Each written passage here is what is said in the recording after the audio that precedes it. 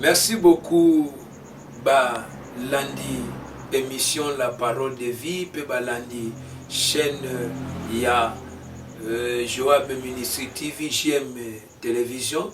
Nzambe apambola bino partout bisika bozo kolanda biso na kati ya intercession miracle. Tozana moma ya kosambela Nzambe oyo babengi intercession miracle. Nzambe na lola a soutenir yo. Nzambe alola azana yo elongo. Lelo tozoko bondela Nzambe teme na biso ezali stopper les esprits des morts. Stopper les esprits des morts. Avant tout le canal sambo ya lelo na lingito soit exhortation oyo. Stopper les ennemis les esprits des morts. Stopper les esprits des morts. Nasa nakati ya Mukanda ya Psaume chapitre 59 verset 5 à 7. Natangi na kombo na Yesu. David azoloba boye 59 5 Bible lobby. Malgré mon innocence, il court, il se prépare, réveille-toi, viens à ma rencontre et regarde. Toi, éternel, Dieu des armées, Dieu d'Israël, lève-toi pour châtier toutes les nations. N'aie pitié d'aucun de ces méchants, infidèles. Ils reviennent chaque soir et ils, comme les chiens, ils font des tours de la ville. Nzambe apambola biso. Bien-aimé, stoppez. Et ça n'a makambu. Et belé na vie na yo. Et sengeli ezala stoppé. Esprit de mort. Et yaka nabalo lenge et belé. Esprit de mort ekokiko ya moralement, physiquement, financièrement. Au mona mutu, esprit de mort eye physique, c'est-à-dire mutu akufi physiquement. Bakeko kundaye. Esprit de mort koya spirituellement. Et yana batu oyo. Bazo tambola physiquement, mais spirituellement baza ya kokufa. Bien aimé dans le Seigneur. Et yana batu, bazo tambola, ozolia, ozomela, ozana kwa libala, ozana mbongo, ozana ba immeuble, ozana nyoso, oye koi koza lokola revenu na yo. Mais spirituellement, zana batu baza ya kokufa. Spirituellement za ya kokufa. Mais bien aimé, osana besoin, il y a le sambo. Muta koki kokufa ndengeni. Ako kufa matériellement. Oko somba biloko tena katanda ekufi. Oko somba biloko bilamba nyoso ba ezo sila seko sila. Et ça esprit de mort. Esprit de mort. Et comment ça financièrement bien aimé. Financièrement comment? Oko mona mukolo kaka yo oko zwa mbongo. Omona malade côté. Finance nyoso dépensé yango. Finance nyoso dépensé yango. Ozo mbongo ebungi finance nyoso.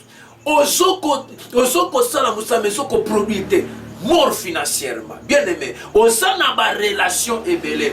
Oyo ko contacter bien aimé dans les Seigneur ko contacter mais okomono contacter et loko mo côté et soko ça et ça mort financièrement. Bien aimé. Mort moral na yo sabie ba souci ozo kanisa mingi. Oza démoraliser bien aimé et ça esprit mort et bomi conscience de moi raisonner bien ça et bomi moral na yo nanzela ba blessure intérieure nanzela ba divorce moral et ça ya kokufa wana bazobe yango mort ya moral yangwana na tongwa lelo bien aimé tolito bonde la ndam mort ko détruire mort spirituelle ko détruire mort physique ko détruire mort financière ko détruire mort morale ko détruire mort nyoso oyo ezoko sione ko sirabonde na kati ya vie na yo to na kati ya famille na yo tika Nzambe apambola yo na lingito bonde la Nzambe na intercession miracle ya tongo ya lelo na lingito bonde la Nzambe tozokende kopambola Nzambe kopesa ye merci na oyo nyoso asai na vie na yo kolala na kolamuka eza habitude na ngonga nyoso ozolanda biso soki omoni keno na moment ozolanda biso eza pokwa opamboli Nzambe pona pokwa soki na moment o eza midi opamboli Nzambe pona midi soki toza tongo opamboli nzambe pona tongo ya lelo na kombo na Yesu Kristo tobondeli nzambe. Alléluia. Père éternel, nazo pambola yo, nazo pesa yo un grand merci pona bolingo na yo nzambe. Osili kolamusa ndeko na ngai, osili kolamusa mama na ngai, olamusi ye Père éternel. Okomisie na midi selon temps oyo aza nango, okomisie na pokwa nzambe na pamboli yo pozali nzambe ya bikamwa, ozali nzambe ya elonga. Nazo pambola yo le redoutable Dieu, nazo ko élever yo le grand roi du ciel, nazo ko pambola yo nzamba lola. Merci Jésus na buko batela oyo bateli biso. Merci mon Dieu mon roi na bolamu na yo nzambe ezoko sira bondeli kona biso. Merci nkolo na mapinga ndengo zo batela mama oyo, ndengo zo batela papa oyo, ndengo zo soutenir ye, ndengo pesie santé kitoko, ndengo la musie na tongo, ndengo komisie na midi, ndengo komisie na pokwa, ndenge na ngonga oyo alingi kolala nzambe na lola. Merci parce que atambola ki toute la journée mais alingi alala kona mapinga alala ki butumbe alamuki na tongo nzambe alola atamboli pendant tongo ti midi na midi oyo patelier. Voilà pourquoi nzambe tozo pambola yo pe ko pesa yo merci na kombo na Yesu Kristo. Nzambe apambola yo bien-aimé, tozo kende ko bondela kaka nzambe, ozo kende ko élever le nom de Jésus-Christ. La Bible dit, lorsque vous élevez le Fils de l'homme, c'est alors que vous reconnaîtrez qu'il est Dieu. Ngonga oyo bien-aimé, tout ce qu'on est qu'on élever le roi des rois, qu'on élever les torrents de l'heure, qu'on élever la lumière du monde, qu'on élever les dieux qui donnent la vie, qu'on élever Nzambe oyo apesaka kimia, qu'on élever Nzambe oyo fongola kababord, qu'on élever Nzambe oyo soutenaka, qu'on élever Nzambe oyo apesaka makasi, Nzambe oyo bongisaka, élever kombo na ye, na kombo na Yesu tobonde Nzambe le Père de Dieu tout-puissant. Nazo ko élever grandeur na yo. La Bible dit, lorsque vous élevez sur le Fils de l'homme, c'est alors que vous reconnaîtrez qu'il est Dieu. Nangonga oyo Nzambe, nazo ko élever yo, nazo ko tombola yo na kati ya famille oyo, nazo tombola yo na kati ya tongo lelo, nazo tombola yo Nzambe na pokwa, nazo tombola yo na midi lelo, nazo tombola yo na vie ya mama oyo, nazo tombola yo na kati ya famille oyo Nzambe zolanda ngai, nazo tombola na kati ya couple oyo zolanda Nzambe, nangonga oyo ya intercession miracle. Tika Nzamba lola asala élevé na finance na yo, asala élevé na nzoto na yo, asala élevé na famille na yo, asala élevé na kati ya quartier, asala élevé na kati ya ndaku na yo, na kati ya foyer na yo, na élevé le nom de Jésus-Christ, na élevé le nom de Jésus-Christ na kati ya misala na yo, na élevé le nom de Jésus-Christ na kati ya nzoto na yo, na élevé le nom de Jésus-Christ na kati ya nzoto na yo, na élever le nom de Jésus-Christ. Bisika nyonso oyo zozala, tika komba Yesu Kristo ezala élevé, tika komba Yesu Kristo etombwama likolo na nyonso na kombo na Yesu Masia. Nzambe apambola yo bien-aimé dans le Seigneur, bien-aimé dans le Seigneur. Yoka Bible makambo elobi boye na Psaume Tawiti Kotanga chapitre 59 verset nazotanga verset 7. Bible elobi, il revient chaque soir. Ils hurlent comme des chiens. Ils font le tour de la ville. Bien-aimés, les esprits des morts, baso hurler, c'est-à-dire baso ganga, baso hurler, c'est-à-dire baso loba, tout autour, bien-aimés, le colamboa, ils font le tour de la ville. Tala bien nanda kuna esprit bazo salatu. Bible dit que le diable rôde tout autour de nous comme un lion rugissant, cherchant qui il peut dévorer. Voilà pourquoi nangonga oyo, nous allons faire une courte prière en disant que les esprits des morts ne trouvent pas le demeure dans ta maison. Molimo yaliwa physiquement, spirituellement, matériellement. Ezwa esi kate nanda kuna yo. Ezwa esi kate na famille na yo. Ezwa esi kate na quartier na yo. Ezwa esi kate na commune bisiko vandi. Ezwa esi kate likolo bana na yo. Esprit de mort, ezwa esi kate. Esprit de mort, evanda te. Ozo sambela nzambe na kombo na Yesu Masia. Alléluia. Nzambe ya lola, nzambe ya bilembo. Nazo sambela koloba. Esprit de mort physique. Ezo esi kate na famille ya mama boy.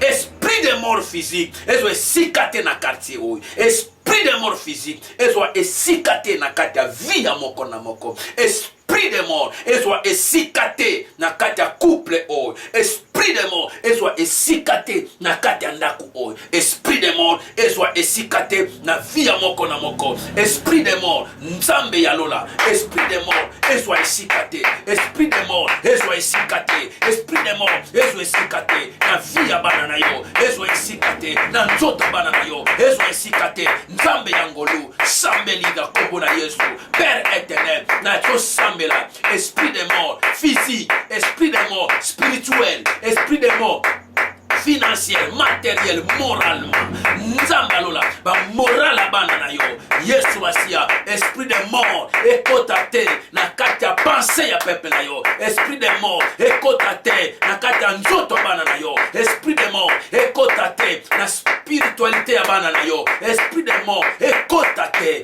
nzambalola, nzambe ya bilembo, alléluia, oza nzambe, oyo telemaka na una nkembo, esprit de mort, ezala paralysé, esprit de mort, ils allaient désinstaller, esprit de mort, ils allaient stopper na kati ya famille na yo, esprit de mort, ils allaient stopper na kati ya nzoto na yo, ils allaient stopper na kati ya famille na yo, ils allaient stopper na kati ya nzoto na yo, na kati ya ndaku na yo, na stopper, kende ko stopper, esprit de mort, oyo ezoko s'incarner na nzela matériel, ezoko s'incarner na nzela spiritualité, esprit de mort, na intercaler yo, na désinstaller yo, na paralyser yo, na stopper yo, na vie ya mama oyo, ato koti na nzela ya malade, ato koti na nzela ya na nzela nyonso oyo kokotela ya culpabilité, na désinstaller yo, na étouffer yo, na stopper yo, au nom de Jésus-Christ d'Arrête.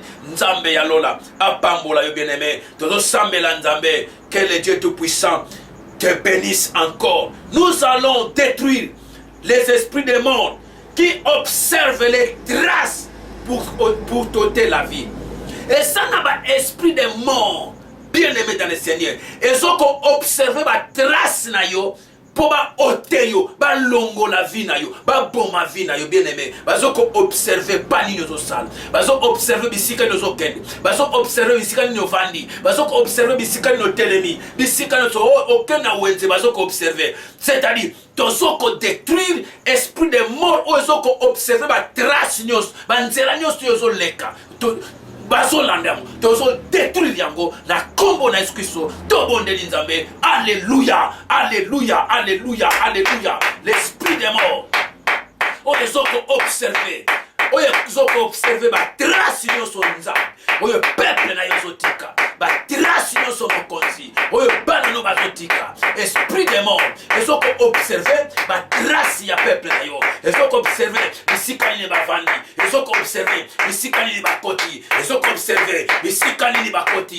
Nzambe ya nguya tika esprit de mort, ils ont paralysé Père éternel. Ils ont observé esprit observation, esprit observation na misala, ils ont observé musala na yo pour ba bomba yango, ils ont observé libana na yo pour ba bomba yango, ils ont observé ba projet na yo pour ba boma yango, bazoko observer bana na yo pour ba boma, bazoko observer ba classe na yo pour ba boma. Bien aimé, bana ko détruire ba esprit observation, ba esprit observation bisika zo ko lingo mata mutuka bazoko tala olingo soit très bazoko olingo kende olingo mata avion bazoko observer pour ba détruire yo, pour ba ôter yo la vie, ozo détruire. Alléluia, chanta malikolobo yema brasa kareka bra kora boucher benda sakarianda robo semerikoria. Gloire à l'agneau de Dieu. Alléluia, au nom de Jésus-Christ. Tikanzambe apambola yo bien aimé dans le Seigneur. Tozana kati ya intercession miracle matinale selon temps oyo bino oyo zokolanda. Tozo kende ko détruire tous les secrets sataniques dans ta vie.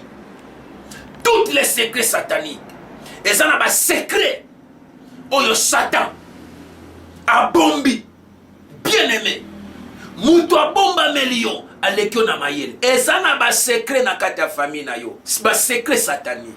Satan bombi ba secret oyo linga sala na vie na yo. A bombi ba secret oyo linga sala pour na voyage na yo. A bombi ba secret oyo linga sala pour na bana na yo. Oyebite tantôt avant décembre azo kota esprit de mort. Avant décembre, azo salisa famille na yo accident. Avant le 31 décembre, peut-être, azo lukanini, akabola yo na mobali, secret, ba secret satanique.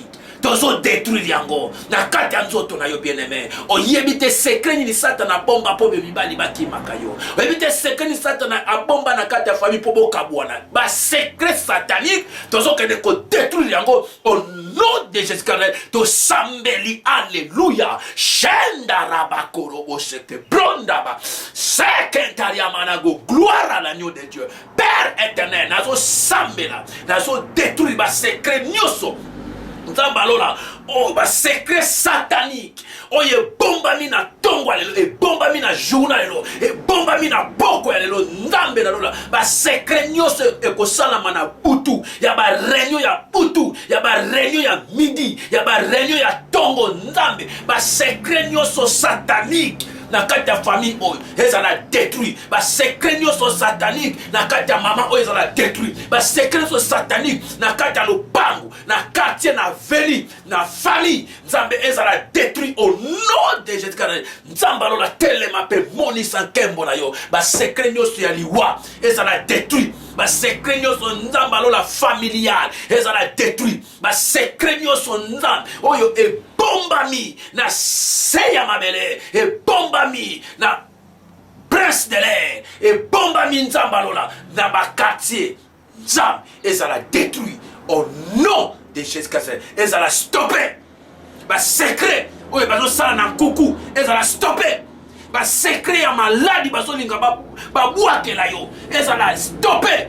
Ba secret ya division, ba secret ya divorce bazo luka ba buakela ezala désinstallé, ezala stoppé. Alléluia.